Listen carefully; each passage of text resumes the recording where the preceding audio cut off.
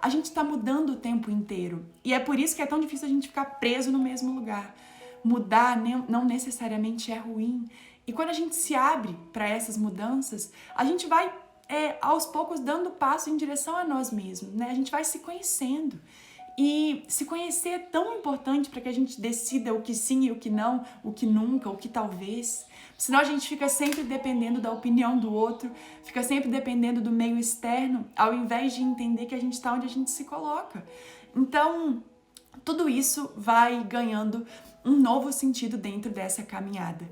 E uma das coisas que eu me questionei muito, me questiono até hoje, tá? Dentro desses meus processos que eu vivo de me conhecer um pouco melhor, é a questão da autoestima.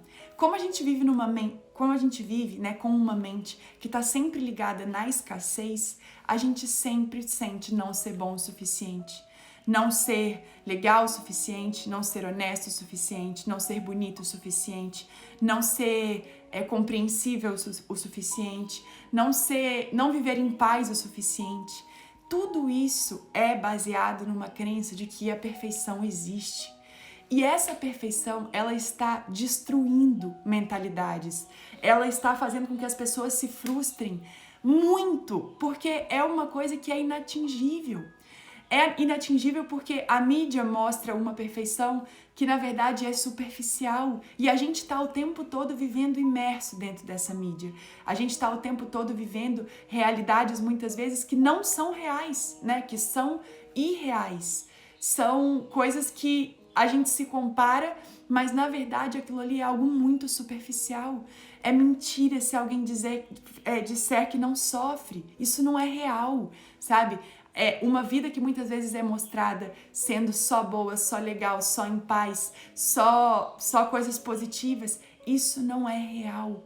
E muitas vezes a gente está vivendo imerso nisso, né? Tanto na mídia quanto no que é mostrado.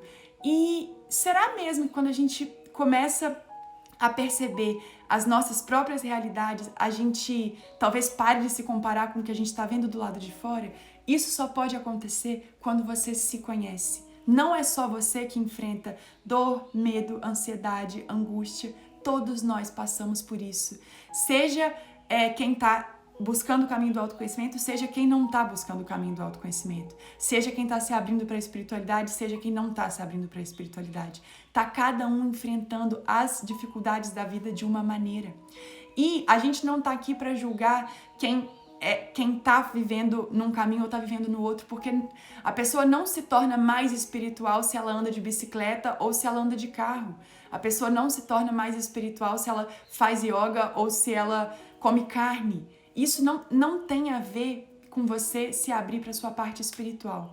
Claro, à medida que você vai caminhando, a sua consciência vai sendo despertada. Então, talvez para você, coisas deixem de fazer sentido.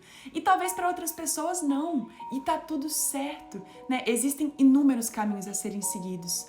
A única coisa é que, se a gente não for perceber, a nossa batalha é com a gente mesmo.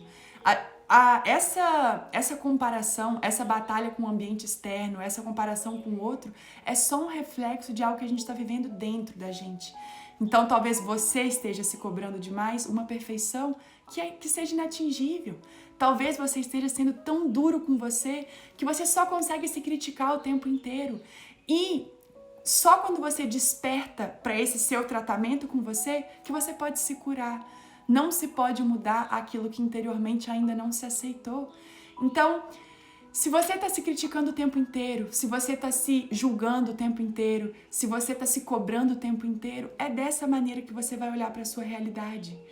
E numa realidade que parece ser tudo perfeito e maravilhoso, é muito frustrante você lidar com os seus problemas e quando olhar para fora, perceber que é tudo lindo e maravilhoso. A frustração chega e chega com força e você se desmotiva. Você se desmotiva, você acha que você não é bom o suficiente, que você não é legal o suficiente e volta naquela mente escassa que está sempre dizendo que você não é bom o suficiente. E o que é o suficiente para você?